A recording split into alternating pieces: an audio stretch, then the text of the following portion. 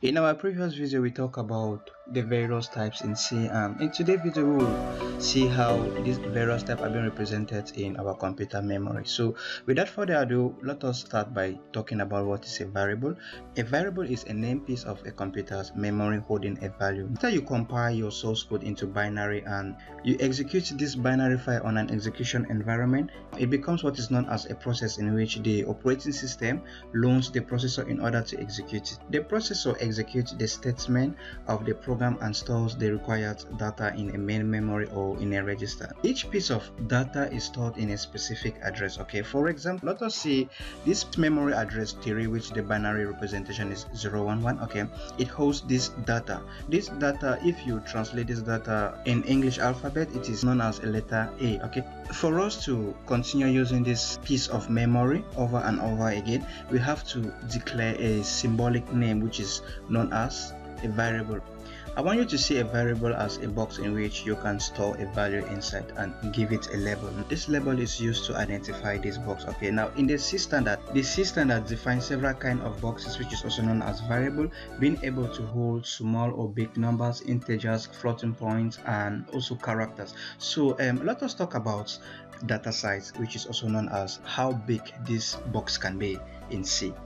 The type is either a user-defined type, a system-defined type, or a C type, which is defined by the C standard. And then the variable name could start with lowercase letter, uppercase letter, could be mixed with letter and numbers, but it should not start with a number. Okay, for example, we can define a type such as a char, okay, and which has a name. Let we put our semicolon, which means this is the end of our statement. Okay, declaring a variable tells the C compiler a lot of things. Okay, let us see the things in which it means when we declare a variable. First of all, it defines the size of a variable, telling the operating system the amount of memory that will be requested to store the value held by the variable. Okay, so for example, if we declare this variable, we are telling the operating system we want a character. It has use a function known as size of. Okay, and you put char, which is going to return the size in byte. Also, declaring a variable also allows identification. For example, this variable is being identified by the word letter. Okay, and finally, it allows using the same variable in several files, because writing a C program doesn't require only one file. You might use several files, and you can declare a variable in one file, okay, or something known as a translation unit, and using a variable you can call that same variable in another file. So this also permits such kind of functionality. So let us get a little bit deeper into the various types which C provides us. In the C language, we have two basic types, that is integer and floating type. Okay, when you define a type in C, it has three different consequences. That is a type either integer or floating point. Now, when we talk about integer or floating point, what we really mean is the representation. Okay, how is the type represented? Is it either represented as an integer or as a floating point? Then we also have what is its bit length? Okay, how many bits are being used to represent the integer or the floating point? Then you also have the range. Okay, what is the maximum value and what is the minimum value? Now let us start with an integer type in C. So what are the various integer type we have in C? Okay, we have a character, we have an integer, long. I think that's it. Okay, we can represent each of these integer types either as a sign or unsigned. Okay, a sign means the value could be a negative value. Meanwhile, an unsigned integer, the values are only positive. Okay, that is from 0 to. So those are the various types we have in C. And now let us see how these types are being represented in our computer memory. An integer number is a number with no fractional part. All these numbers they don't have a fractional part. For example, 1 over 2 is not an integer number. This has a fractional part. Okay, 0.5 is not an integer number. So all this number is found in the other type, which is known as the float, and we are going to see this one later. There is a certain rule which is being enforced by the C compiler is that for long type, it has to be greater or equals to the long type, which has to be greater or equals to the int type, which has to be greater or equals to the short, and which also has to be greater or equals to the char. Okay, so these are the basic types that C provides us, and one thing I want to wrap this basic type is to talk about something known as extended integer type. Now, extended integer types are those types which are being defined by your compiler, okay, which is also known as implementation defined behavior by your compiler. Okay, now let us talk about the representation of integer. Okay, a precision is just the number of bits including the signed bit plus the padding bit. We are going to see this later. Meanwhile, a width is the number of bits including the signed bits and excluding the padding bit. Meanwhile, the size is the width, okay, plus the padding bit. I'm going to explain this a little bit later, so I just want you to just know what a precision is, what a width is, and what the size is. The C standard defines that an integer have a binary representation, but it does not impose a specific way in which we have to represent them. For the sake of clarity, okay, we are going to use the big endian representation. If you don't know what the big endian representation is, you can check our previous video where we talk about the big endian and little endian used to represent a binary notation. We are going to start with unsigned integer because it's very easy to present an unsigned integer. So, okay, unsigned integer, that means from 0 right up to infinity. How is an unsigned integer represented in our computer memory? Suppose we want to represent a number such as 44827, and also again for the sake of simplicity, let us write this number in hexadecimal. In hexadecimal it is SAF. Okay, this number can be stored in a type known as short. Since this is an unsigned integer, we should add the keyword unsigned here, which is equals to 44827. How is this represented in our computer memory?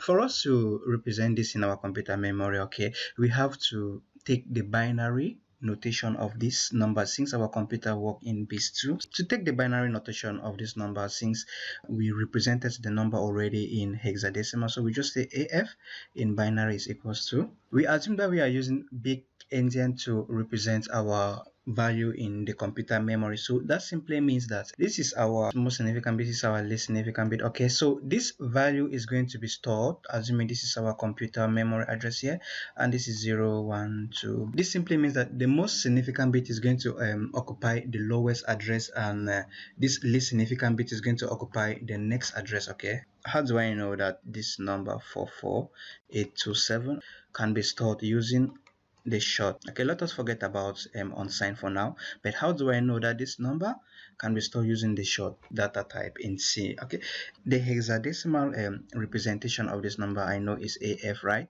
and 1B, and the integer representation, this is already it. This digit has 16 bits, okay, because this first is 8 and the second is 8 bits, so in total is 16 bits. So now raised to the power 16 minus 1. Okay, since our value is actually it is 44,000, which is within the range of this. Okay, so I know a short can actually hold this integer value. Now, how do I know the size of short? Remember again, you use the size of operator and you write short. Okay, it's going to return to you a number in byte. Okay, using this you can know this value can be stored in short. So we just saw the encoding of an unsigned integer. Now the encoding of a signed integer is a little bit involved than for an unsigned integer, depending on your architecture, depending on the platform you are using. So we have like 3 ways in which we can encode a signed integer. So we have the sign magnitude, we have the ones complement, and we also have the twos complement. Let's just quickly talk about this, since it's not going to take us a lot of time to explain to us what a sign magnitude, what a ones complement,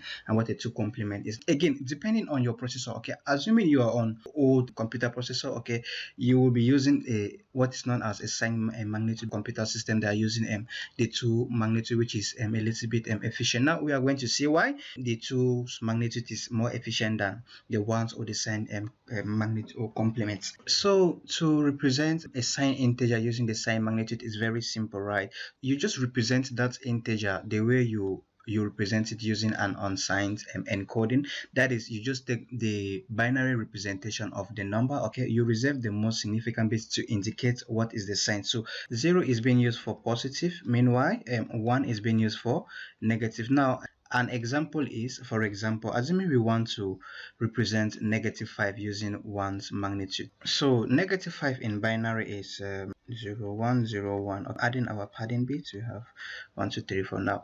Okay, so this is the representation of 5 in binary. Okay, we use the most significant bits to represent the sign. Okay, so in this case, since we want -5, we are going to use this most significant bit into 1, so it will become 1 0 0. Okay, so how do we calculate the range in a sign magnitude? So to represent a number using n bits in a sign magnitude, we are going to use this formula to n-1, because we use only 7 bits. Okay, this bit, we don't use this bit because this bit indicates if it is a sign or an unsigned int, and then we -1 since we start counting from 0. Okay, one loophole in sign complement is that 0 has two representation. That is, for example, if you want to represent -0 and +0, we can represent -0 like this. -0 can be represented as 1. Okay, 1. Okay, and for +0 you can represent that 1 too. 0 has just one representation, so this is one loophole. With one complement, we use the most significant bit value to represent the sign. Okay, so that is 0 is for positive, meanwhile 1 represents negative number again. Now with the sign complement, we saw that the representation of positive and negative value were actually the same. We just replace the most significant bit. It should be 1, which is going to represent a negative number. Now with the ones complement, that is not the case, because a positive and a negative number is not represented the same. Okay, but for positive number representation under the ones complement, we represent it the same way we represent it using an unsigned encoding. Okay, for example, we have the value 5. Again, the binary representation of the value 5 would be 1, and we add our padding bits again. So if this value is a positive value in one's complement, we know that 0 again represent a positive. So this is how we represent a positive value in one's complement. Now for a negative value in one's complement, what we have to do is we keep the most significant bits, this one, okay, and we use the remaining 7 bits to represent the value. Place you see 1, you represent 0, so it will be 0 1 0 1 1. Negative value is being represented by 1, so we add the 1 here. This value is -5, which is being encoded using the ones complement. So this is the encoding used in a one complement. Again, here there is again another loophole in one complement, in that 0 again has two representation. Okay, which again it is a waste. Now let me explain to you how 0 has two representation. So assuming we want to represent -0, okay, -0 will become, we all know for +0 we have 1 2 3 4 1 2 3 4. Okay, now for -0 we keep this most significant bits and we turn all 0 into 1. Sorry, this is the encoding, okay, using one's complement for -0, which we all know there is nothing known as -0, so this is actually a waste. I just would like to give you one more example in the ones complement if my definition of the ones complement was not clear. So for example, assuming you are given this number, so I want you to derive me this value, like to decode. I want you to decode this using one's complement. Now okay, we all know the most significant bit here is 0. That simply means this value is a positive value. Okay, now this, if you remove this 0, okay, this other bit representing this number is what we know as an absolute. Okay, so this is the absolute value 001 110, which in decimal this value is actually 29 in decimal. Okay, so we know this value is positive, so this is a positive 29. If you want more example, just comment and I'll give you more examples. Now let us talk about 2 complement. The range is actually -2 n-1 okay, right up to +2 n-1 okay. So this is the range of value. Okay, talk about sign magnitude one's complement, and now this is 2 complement. Again, in 2 complement we still use 0 for positive and 1 for negative. Now in 2's complement, what we have to do is we take 1's complement, okay, then we add 1. So for example, assuming you want to represent the number -5, okay, you want to encode the number -5 using 2's complement. So to encode a positive value in 2 complements, you have to use the unsigned coding. Okay, for negative numbers, what you have to do is you have to 1 into 1's complement. The binary representation of +5 is we have 1 0 1, we have 0, and then we should add our padding bits being represented in binary. What is the absolute of this number? The absolute, that is the number of bits excluding the sign bit. Okay, so we all know the most significant bit is being used to represent the sign. Let us remove this sign bit and the absolute bit will be 0 0 1 0 1 0 1. Okay, so this is again positive 5. Adding one's complement, we have, remember again, in one's complement all 1 becomes 0 or 0 become 1. So we have, what you have to do is 0 plus 1 is 1.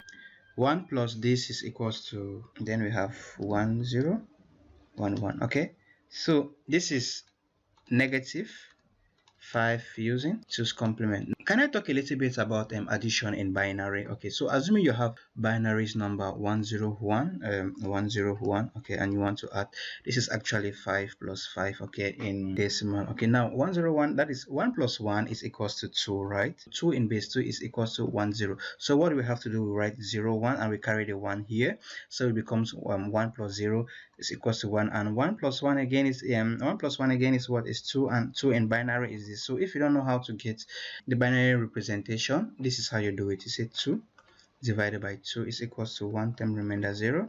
2 divided by 1 is equals to 0 remainder 1. So we start writing from down to up, so we have 1 0. So as an exercise, just try to prove to yourself that 0 has just one representation in 2 complement, because 2's complement actually solve the issue of 0 having 2 representation. Now let us talk about the range. 2 raised to the power n minus 1, okay, comma, right up to 2 raised to the power n minus 1 minus 1.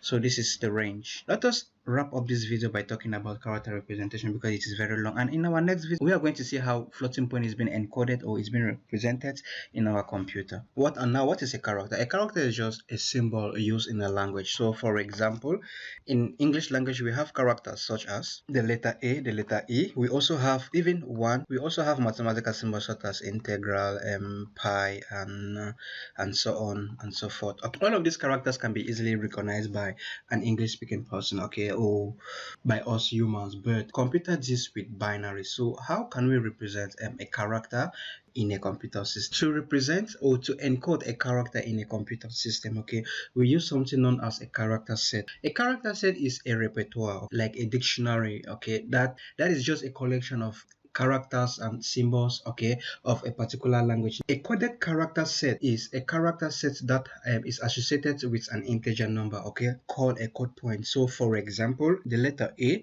is being represented using the ASCII coded character set as 65. One thing I want to talk about this coded character set is you should never assume that if a character, like for example A, which is being coded as 65 with the integer 65, it is the same code which is being used in different coded character sets such as this one. So you should never assume. For example, in ASCII, A is being represented by the integer 65. Meanwhile, again in this, a dict is being mapped to 193. Okay, so as a programmer you should never assume that if A is being represented as 65 in ASCII, so in EDIC or is going to still be the same representation. Okay, so that is what is known as a coded character set. Now a coded character set is not sufficient for us to encode characters in binary, so we have something known as character encoding. Character encoding can also be called a code page. A code page is a mapping between code points and their binary representation. For example, we have the ANSI, and I will just write it on the screen because to pronounce it is kind of weird. These are the various character encoding. That is the various way in which we can encode our character in binary form. Okay, this one is also known as the ASCII. Okay, and this one is something known as, this is an extension of the ASCII, which is known as the Latin one. This one is mostly used for Windows system, and this UTF-8 is something used by the Unicode. Okay, just for understanding purpose, let me just try to explain to you what character encoding actually is. Okay, so for simplicity, let us try to represent the character A in using this first one, this encoding. Now remember, this is the encoding, this is the character set. Okay, now the coded character set of ASCII, A is being represented by the integer 65, right? To represent 65 in binary, we have one thing with the ASCII is the ASCII did a very clever thing, okay, because the code point of A is 65, then the code point of B should be what? 66, which if actually seen in binary, this is 1 and this is actually 2, which is a very clever representation, because if you want to put B, we notice here this is already, this n here is 1, okay, this n here is 2, so this is a very clever way by ASCII.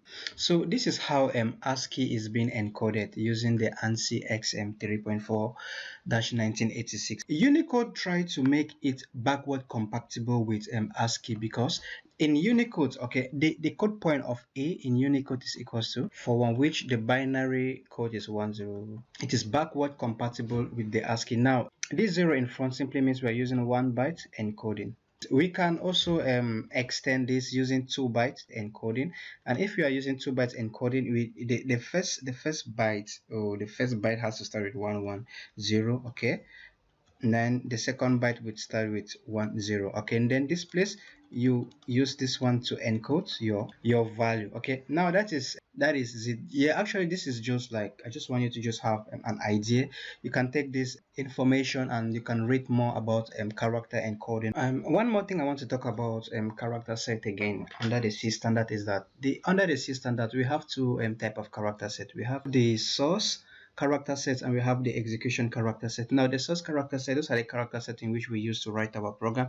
Meanwhile the execution character set, that is platform dependable. But in this course, both source and execution character set will be the same. So for example, you can write your program using the UTF-8, okay, character set, and you compile it under, and you run your program under an environment that uses the GIS character set. So in this example, this is not work, because for this to work, we need to do something known as cross compiling. Okay, we'll talk about cross compiling later in this course. What is all about cross compiling? The reason why I talk about this source character set and execution character set is because under the system that it has been assumed that the environment in which you are running your program, or the execution character set, must define or must include the node character.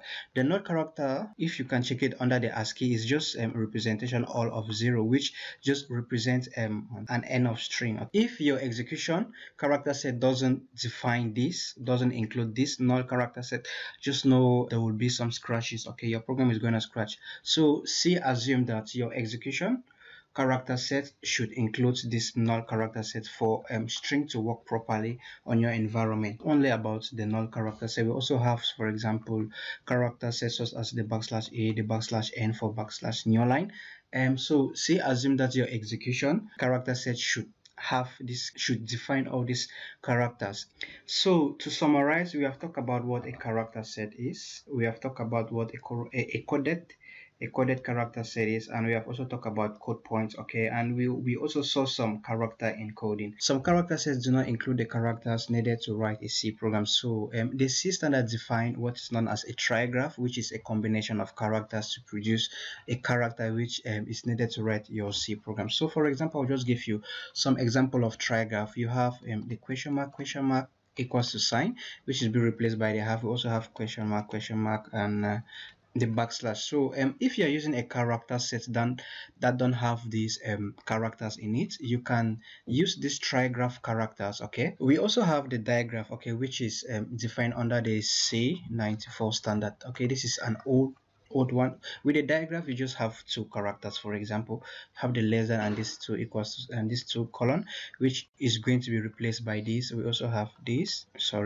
which is going to be replaced by this. Now all of these characters, you can check it online, okay, because I myself, I don't know much about them. In a character type, we also have the sign. Okay, we also have the sign, we have the unsigned, and also have the char. Now this one is both sign, and we saw earlier that a byte, right? A byte is the smallest addressable memory by a computer, right? The system that enforces that a byte should be like with a char bit. The char bit should be at least 8 bits. Okay, that is what is being defined under the system that if you use this macro. This simply means that a byte is made up of 8 bits. Okay, so it is not the case in all systems, because depending on your platform, a byte could be either 6 bits, okay, it could be 13 bits. For modern computers, a byte is equals to 8 bits. That being said, if we are using a sign char, the range of value here should be 2 raised to the power n minus 1.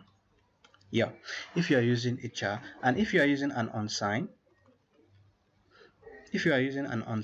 char, the range should be 2 raised to the power n minus 1 since we start from 0. Okay, so the maximum value should be 2 raised to the power n minus 1, that is -1 it has to be negative 127 right up to 127. For an unsigned is 0 up to 255. Okay, that being said, so I want us to see an example about the various character type we have. Here we are going to use an online tool known as Compiler Explorer. So we are going to write a simple example, and I'm going to explain some stuff about characters, about the various character types in C, which also implies on all the various integers type we have in the C standards library. Okay, if we see this example here, we have defined a character and unsigned character I to be equals to 255, and we have defined a character J to be 255, and we have print the value I and J. Now we have, if we look at the output here, we notice that the value of J is -1, and meanwhile I actually has the correct value. Now I want us to look back here what we said about unsigned character. We said the range of value which can be in a character, that is in a signed character. And remember, when it's a plain character, that means it is both signed and unsigned. So in this case, it's going to have the range of value 2 raised to the power n minus 1, that is negative 127 up to 127. So that means we are overflowing the memory location of this, okay, because the minimum and the maximum value of a signed char is, the maximum value is 127 and the minimum value is -127. But we can use a compiler option here to enforce that, and we want a signed char. Any place you see char, we want an unsigned char, we don't want a signed char. So let the GCC compiler should not enforce char to be a signed char. So what you can do is you can put a binary first, and then you say unsigned. I want all signed to be unsigned, then that's char. Good. So with this compiler flag, we can notice here that the value char here, and if you look at the output of the program is actually 255. So this is one way in which you can enforce character under the GCC compiler to be unsigned char. And one more thing is, if you're using this compiler option, you actually have to know what you're doing, okay, because you can be creating bugs in your program, so you have to know what you're doing. So on summary, a character will always fit, okay, a byte will always fit a byte. Now depending on your computer's memory, okay, a byte could be 6 bits, a 6 bit could make up a byte, 13 bits could make up a byte, but the C enforces that it should be 8 bits, okay. So that wrap up this video, and we are going to continue from where we left off, and we will talk about limit. Actually, one thing I want to say is we will not see the other types because it's just like a waste of time. We have seen how integers have been represented in the computer, we've seen how characters have been represented in the computer, so it is needless for us to talk about the other type, which is short and long and long also, because it uses the same idea, but we are going to see it under limit. So just stay tuned to this channel. We will talk about limit, where we are going to see the other types and their various limits. I want to thank you guys. If you like the video, you should click the thumb, and you should subscribe to my channel for more upcoming videos. Goodbye.